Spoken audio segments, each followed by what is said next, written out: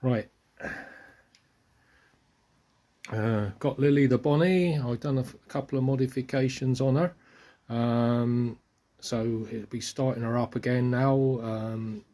I think I've got her running nice. She was running a few minutes ago, so I fitted a Morgo oil pressure gauge because I fitted a new oil pump to her, a 4-valve pump, and so hopefully she'll have nice oil pressure now. I also fitted an ammeter so that I can tell whether the battery's charging okay, which is important again for electric start. So we'll see how we go. That's my little kill switch on there. Let's start her up.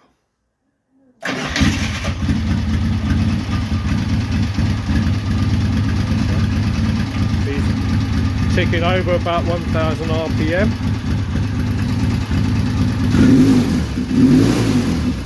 Sounding nice. I had to put new O-rings in the tapping shafts there because it was pouring oil out of there. The old O-rings, I know you can see that, they were flat as a pancake and brittle as anything, so oil was just pouring past them. So now they're nice, clean as a whistle. So I'm really pleased, she's sounding pretty good. So we'll be going out for a spin soon. The new oil pressure gauge is reading just under 60 psi on tick over, so very nice.